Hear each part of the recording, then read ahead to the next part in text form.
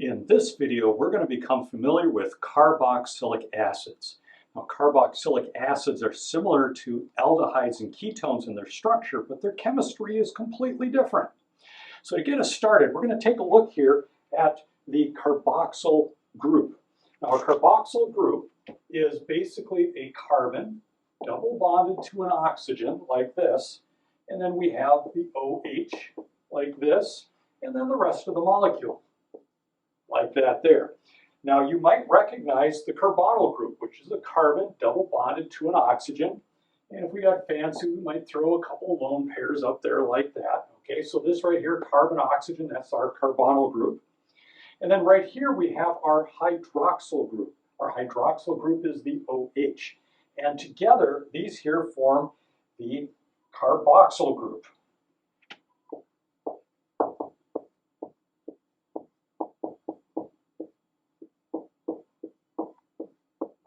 The carboxyl group. And this is what is typical of carboxylic acids. Now, chemists are lazy, and so sometimes we draw this or write this out a little bit simpler. So we take the R here, like this, and we take the carbon, two oxygens, and the hydrogen, and we just kind of lump them together and go RCOOH, COOH, carboxylic acid. And if that wasn't lazy enough, some people will also write it like this, RCO2H,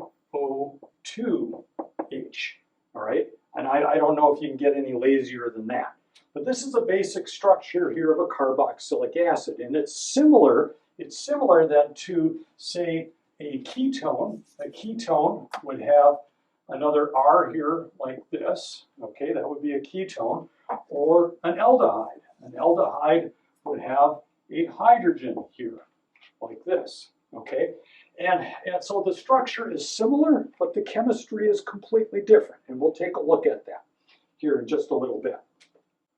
So now that we have the basic structure of carboxylic acids, we're going to take a look at something called carboxylic acid derivatives, and that is to say compounds that can be formed from carboxylic acids. So here's our basic structure here of a carboxylic acid. I'm going to put my carbonyl group up here. I'm going to go with my OH, okay, like this.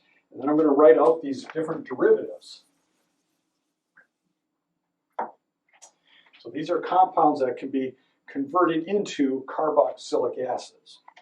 So the first one here is called an ester. And so that's going to be R, C, double bond O, O, and then R like this, ester.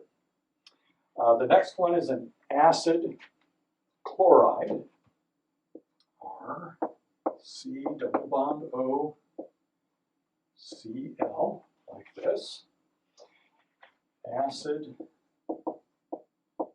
chloride,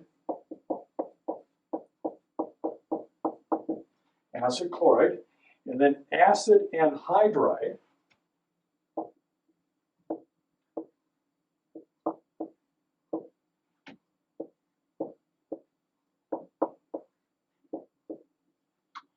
like this. And here we've got a carbonyl group, and then an oxygen in between.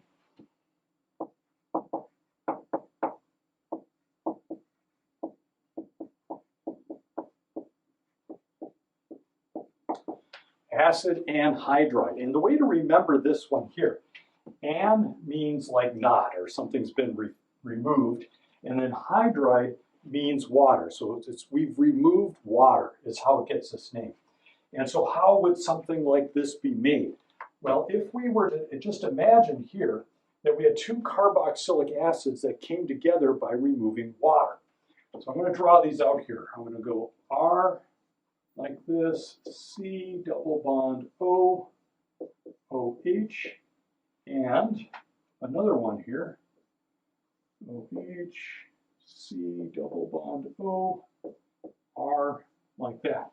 Okay, so these two carboxylic acids, we can remove water from them. So if we take, say, a hydrogen from one and an OH from the other like this, if we combine those together, then we will remove water, and then bring these two carboxylic acids together and form an anhydride. Okay, so that's just where that gets that name from, if that helps us to remember things.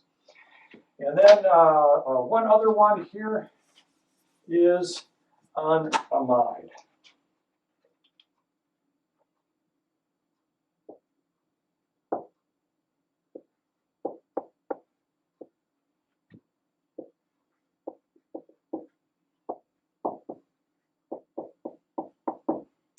Amide.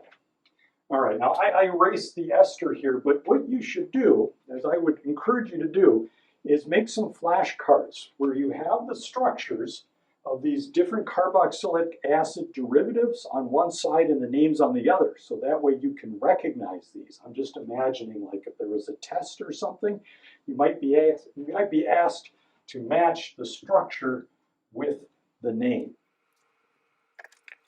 Now, a tricky part of carboxylic acids and their names and such is this concept here of acyl groups and acyl compounds. Now, it gets a little confusing, so I'm going to try to draw this out and see if we can't make sense of this. Now, an acyl group has this structure here, where we have the R double bond O like this, and then the carbon atom, and then the bond coming off like this. And this is called an acyl group.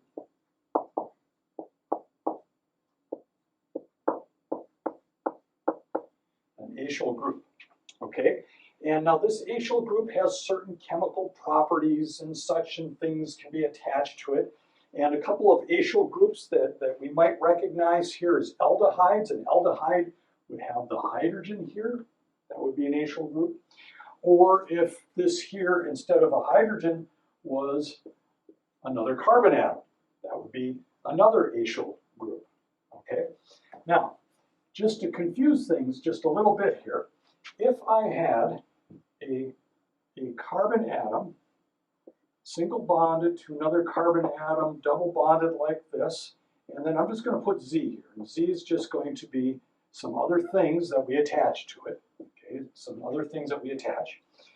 And then here, this is going to be our carbonyl compound.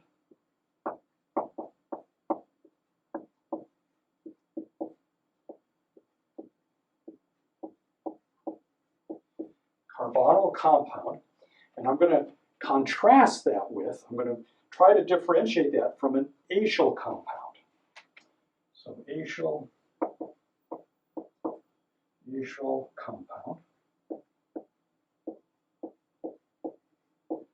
An acyl compound, okay, and its structure looks like this. We have the R single bonded to a carbon, double bonded to an oxygen, and then to something else like this, okay? Now, do you see the difference here? No, and this is where it gets confusing, okay? They look very much the same, and they are, but they're not, okay? So this is what makes them different here. So our carbonyl compound here, this bond right here between the carbon and whatever else is attached to it is nonpolar. Nonpolar.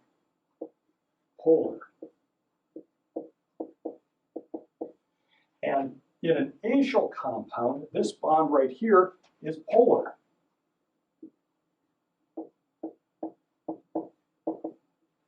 Is polar. And you might be saying to yourself, well, how the heck do you know the difference? It looks it looks the same. And you'd be right.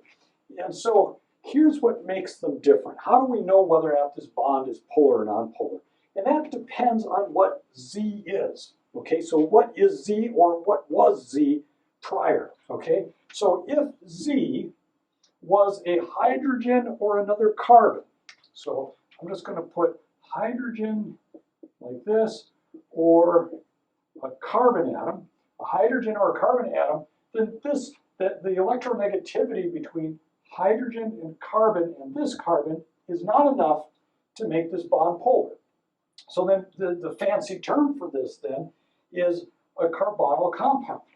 Okay, now if this element here, or this atom here, happens to have a strong electronegativity, strong enough that it can make a difference between this carbon and this atom here, then we end up with a polar bond. So the types of elements that would do that would be as if this Z here was an oxygen atom here, okay?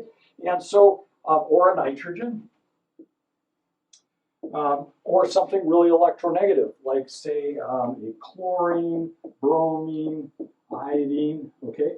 Very electronegative elements, okay? Would make this then an acyl compound. Now, a couple of other odds and ends about carboxylic acids is we can have that carboxyl functional group more than once in a compound. So for example, if I have two carbon atoms like this bonded to each other, I could have a carboxyl group here, and I could have a carboxyl group here like this. So this would be a dicarboxylic acid, di Greek meaning two. So we can have more than one carboxyl group on a molecule, and we could also have this with a benzene ring. And so with a benzene ring, we might have something like this. Okay, here's our benzene ring, and then we could have a carboxylic acid attached onto that, or a carboxyl group attached to that. C double bond O, and then OH like this. Now, naming these things, we're going to take a look at naming these in a different video.